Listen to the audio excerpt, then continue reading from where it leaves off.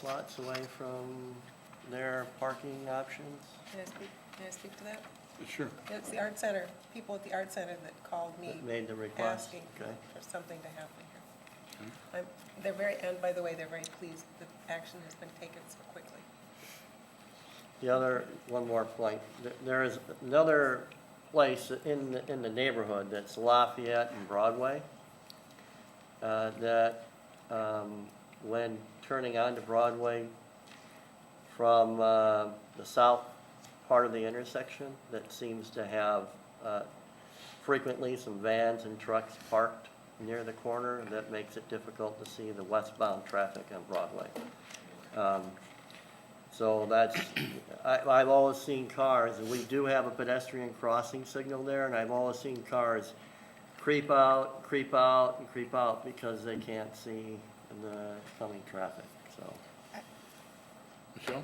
I would just like to say in general along Broadway, this very thing that has been done here, I think would solve a load of pedestrian issues because you're limiting the number of cars that can creep towards the end, which means the moving car can better visualize the intersection and the pedestrian at the intersection. Mm-hmm. This would be what I'd advocate on Broadway to begin with, is that in the direction the car is moving, that spot closest to the end disappears for parking. Then it means that as you're there, you have a better visualization of the traffic stepping immediately into your bike or pedestrian, immediately into your range of your car. So, I mean, I would want to look at it for all of Broadway, honestly, but certainly Lafayette is a problem. May I make a comment? Sure. I think it was last year or the year before, the city did peel back the parking on Main Street, but because that was a problem, Yeah. the same situation, where people couldn't see out around the parked cars well enough. So, and the pedestrian safety committee at Winona State is discussing that technique, suggesting that technique be used elsewhere as well. So. Yeah. Anything else?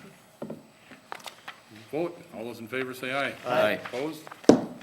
Carries. Item 3.6 is a request vacation of the northerly portion of Chestnut Street.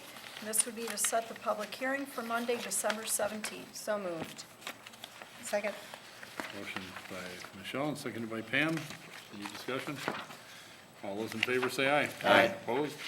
Carries. Item 3.7 is the extension of the Wesley United Methodist Church parking lot lease for 2019. I make a motion to approve the attached resolution. Second that. Motion by Michelle, seconded by Pam. Discussion? George?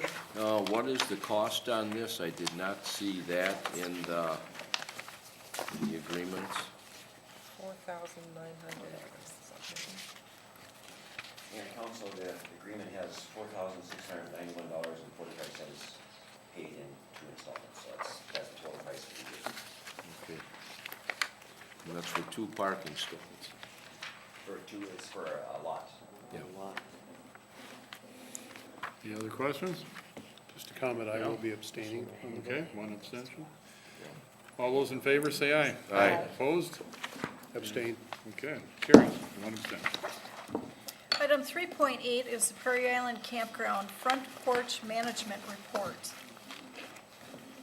Good evening, Mayor and Council. As per the agreement, Jamie and Ann are here from Front Porch Management to present on this last season of the campground. Okay. Turn it over there.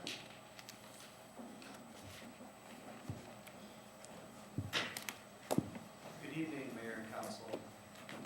So we're here. We survived. Yeah, so as we're going to try to go through tonight about some of the successes, certainly go through some of the financial things that we ended the year with. And I'm going to start it off with thanking our left click.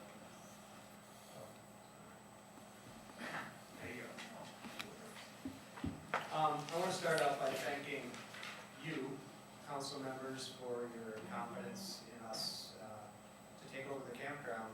And hopefully we'll show you that we had a good year and that things went well and there's a lot of ideas and progress moving forward. I also want to thank some folks in the departments here at City Hall and within the city. Marty Muller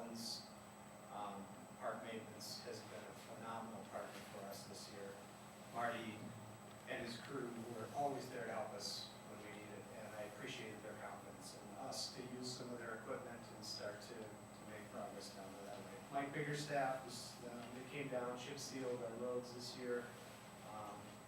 Got it done just like that, so that was wonderful too. Chris Kramer and the tree crew, as you all know, are some of the busiest folks in town.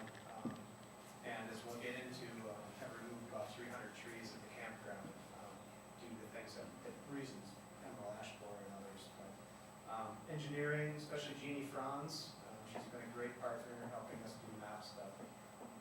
Planning inspections, Carlos Carroll, I had to deal with them in the building, some other things. City staff at the Park and Rec Department have, of course, this is in their departments who we work with. And I truly can't say enough about how accommodating, helping they have been. And Chad and Ross, have been really solid, everybody else in that department. Ross Greedy has been right by our side the whole time. He's been a phenomenal partner, great ideas, very thoughtful, and has really helped us facilitate and work our way through this first year, and we truly, truly appreciate them. Gentleman who works at the campground, Daniel Jaskowski, he's a city employee, part-time, seasonal, does the work of 3 people. He's phenomenal. He's a super, super rock star down there, and really, the place we wouldn't have accomplished a fraction of what we did without Daniel's help. Winona State's Eric Barnard and Mike Henderson, assistant directors for their partnerships and our equipment, which we'll talk about. There's a lot of them. It's been a phenomenal collaboration year, but I feel it's important to state them. SHIP, Statewide Health Improvement Partnership. We received some grants. You're going to hear about those. An amazing program that really helped a lot. Live Well in Winona, Janica Sobek, and Deb McClellan for facilitating those grants. All the volunteers, people that just came down and helped us this season, was, again, things we just couldn't have accomplished without them. And just the Winona community as a whole for supporting us and making Winona a great place to live and be. So, all right, we'll get into the guts of the program here. So here's the number that we were chasing all year, was to try to make these numbers come out impressive, and I think they were $278,013 in sales, which is a 5.8% increase over 2016, which was the high water mark for the campground historically.